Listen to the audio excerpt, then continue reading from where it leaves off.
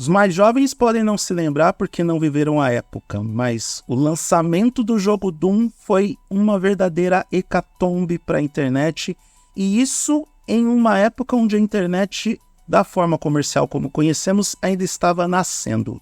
O jogo Doom foi oficialmente anunciado em 1º de janeiro de 1993 pela ID Software, mas foi lançado meses depois. O modelo de distribuição shareware permitiu que o primeiro episódio desse jogo se espalhasse rapidamente pela internet, o que causou um impacto em massa nos computadores conectados na rede da época.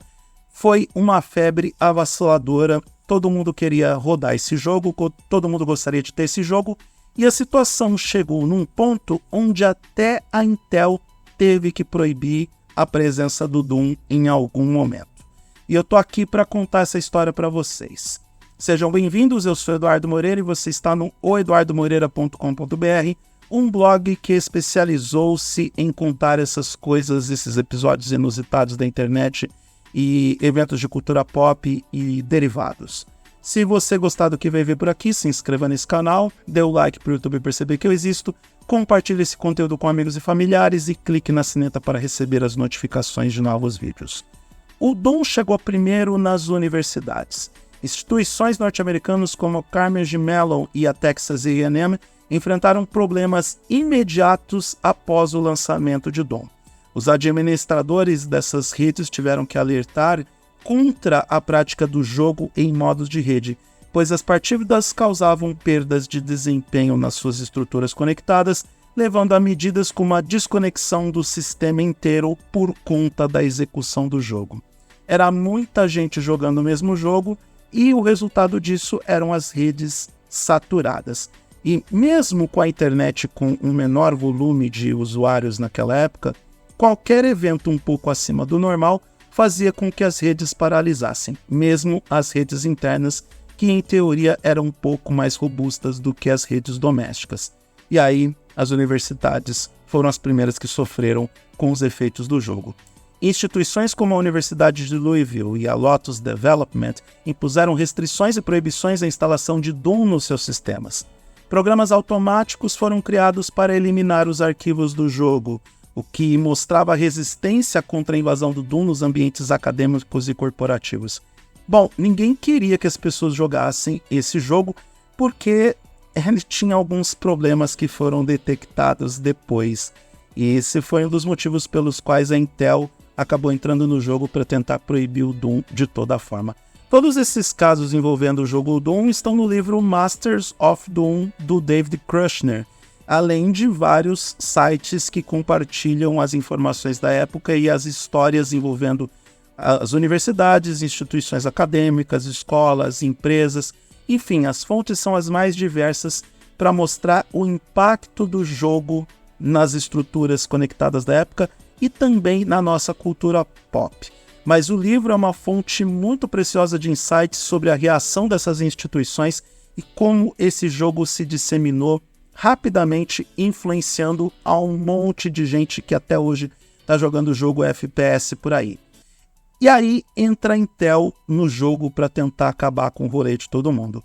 Em dezembro de 1993, a Intel emitiu um memorando interno proibindo o Doom em toda a empresa. O jogo não apenas comprometia a produtividade, porque, convenhamos, era uma enorme fonte de procrastinação dos funcionários, mas também apresentava desafios técnicos como o uso de broadcast packets, que resultava em subredes instáveis. A Intel descobriu que o Doom entregava problemas para as redes e por que, mesmo com poucos computadores jogando o game em rede, as redes ficavam saturadas, comprometidas e acabavam caindo ou obrigavam aos responsáveis pela administração de rede a derrubar todo mundo da rede para poder estabelecer a normalidade dentro dos computadores conectados. Aliás, eu me lembro que em um passado não muito distante tinha essa história. Eu me lembro que um dos cursos de informática que eu fiz lá na década de 90 tinha essa história de que as redes eram desconectadas quando as pessoas jogavam Doom em larga escala e porque tinham esses problemas de software detectados pela Intel. A versão original do Doom apresentou esses problemas de broadcast packets que foram descobertos pela Intel E a ID Software, tão logo soube disso, lançou o patch 1.2 para corrigir essas falhas. E isso não só resolveu o problema técnico do jogo, como ampliou o problema da popularidade do game, porque ele passou a dominar ainda mais as redes LAN por um longo período de tempo. Durante anos e anos, Doom foi o jogo mais rodado das redes internas de empresas e universidades, e isso fez com que muitos jogadores da minha geração seguissem jogando os games competitivos e games em first-person shooter até hoje. Eu acredito que jogos como Call of Duty ou, sei lá, Fortnite, esses jogos competitivos e em FPS são populares até hoje justamente porque Doom existe.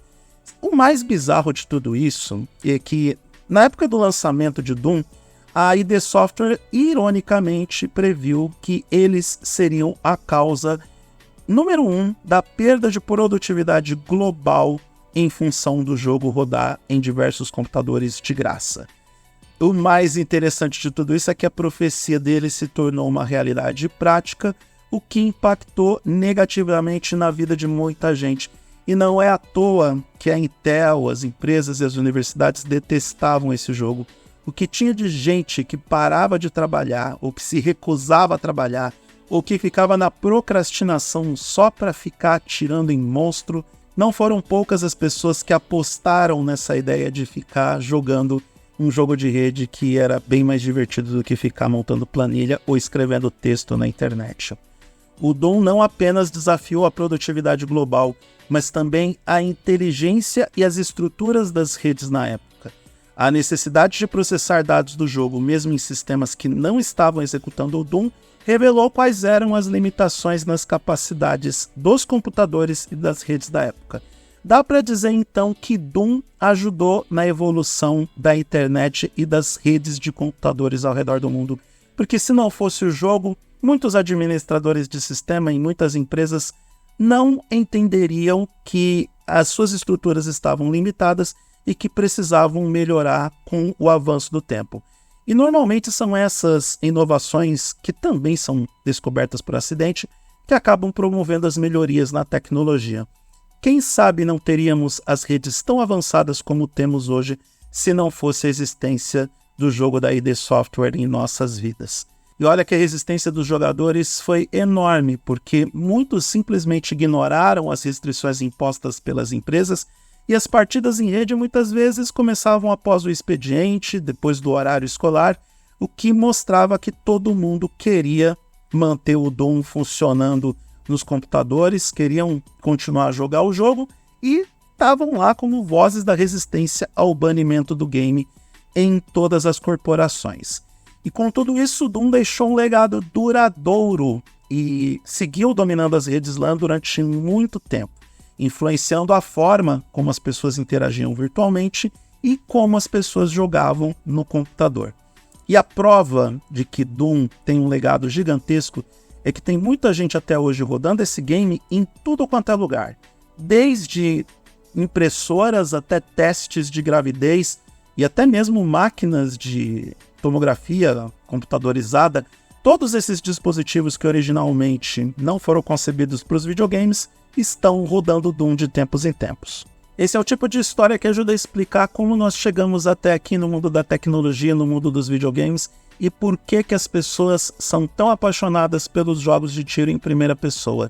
E também que a tecnologia pode evoluir em função, como que eu vou dizer de uma forma gentil, das pequenas agadas que às vezes acontecem no mundo tech.